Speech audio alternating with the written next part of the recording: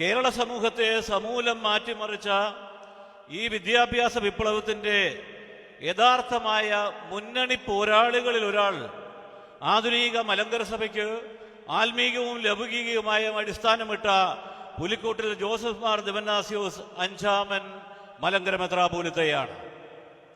19-ാം നൂറ്റാണ്ടിന്റെ മധ്യകാലത്ത് വിദ്യാഭ്യാസ മേഖലയ്ക്ക് നസ്രാണി പള്ളികളിൽ ഒരു നിശബ്ദമായ സേവനം ആരംഭിച്ചു.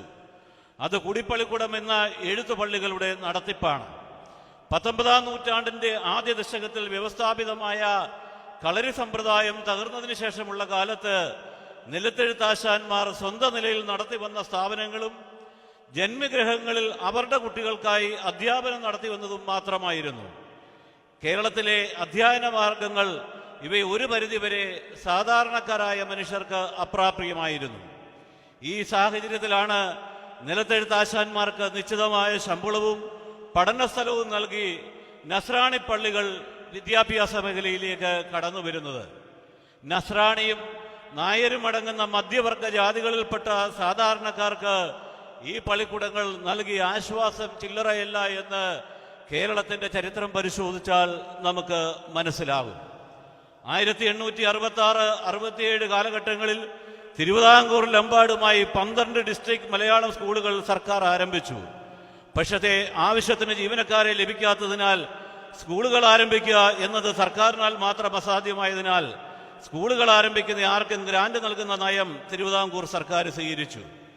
1879-ൽ 60 ഗ്രാന്റ് സ്കൂളുകൾ പരിശുദ്ധ ബാബാ തിരുമേനിയുടെ പുലിക്കോട്ടിൽ തിരുമേനിയുടെ മാനേജ്മെന്റ് കീഴിൽ ഉണ്ടായിരുന്നു.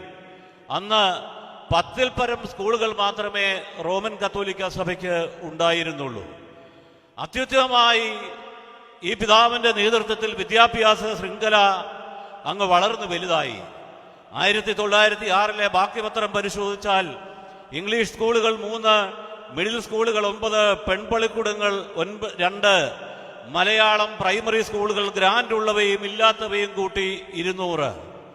ചരിത്രം പരിശോധിച്ചാൽ അന്നത്തെ ഏറ്റവും വലിയ കോർപ്പറേറ്റ് മാനേജർ അന്നത്തെ മലങ്കര മെത്രാപ്പോലീത്തയായിരുന്നു എന്നുള്ളത് നമുക്ക് അഭിമാനവും പ്രചോദനവും നൽകുന്നതായ ഒരു വലിയ സംഗതിയാണ്.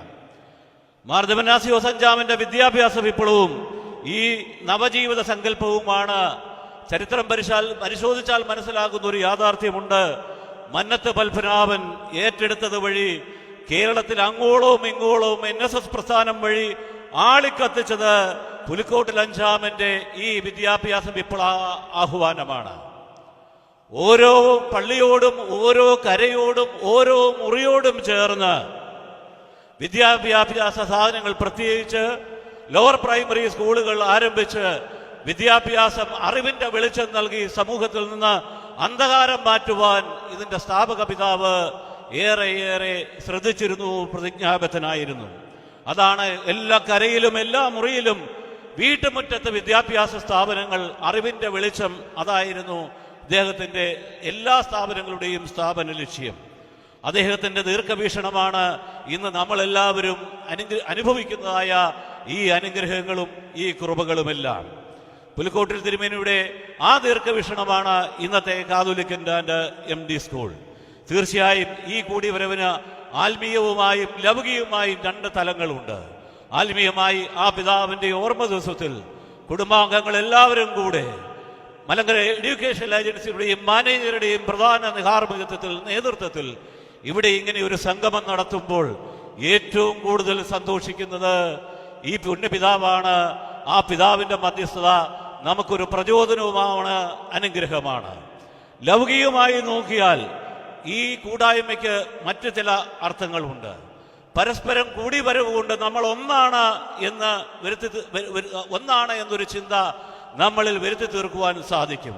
കൂടാതെ മികവുകൾ പങ്കുവെക്കുവാൻ വ്യത്യസ്ത ശൈലികൾ വടക്കും തെക്കും മധ്യകേരളവും എല്ലാം കൂടി ഒരുമിച്ച് ചേരുമ്പോൾ ആ ഒരുമിച്ച് ചേരുന്നതിന് ഒത്തിരി മാനങ്ങളുണ്ട്, ഒത്തിരി നല്ല തരങ്ങളുണ്ട്. ചുരുക്കത്തിൽ ഈ കൂടിവര് ആത്മീകമായും ലൗകികമായും അർത്ഥവത്തായ ഒരു കൂടിവരവാണ്. ഈ കാതോലിക്കൻ ആൻഡ് MD സ്കൂൾസിന്റെ സുവർണ കാലഘട്ടം എന്ന് നമുക്ക് വിശേഷിപ്പിക്കുവാൻ സാധിക്കും.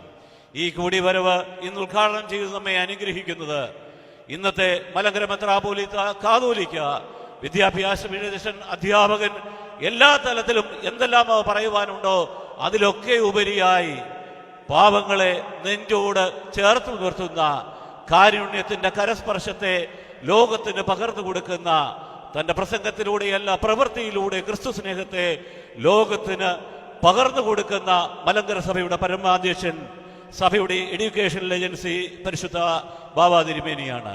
ഈ പുണ്യദിനത്തിൽ ഇവിടെ വന്ന് വിശുദ്ധ ബലിയർപ്പിച്ച് നമ്മളെ അനുഗ്രഹിച്ചു. ഈ സമ്മേളനത്തിൽ തന്റെ ആരോഗ്യവും ക്ഷീണവും ഒന്നും വകവെക്കാതെ ആദ്യ അവസാനം പങ്കെടുക്കുന്നു.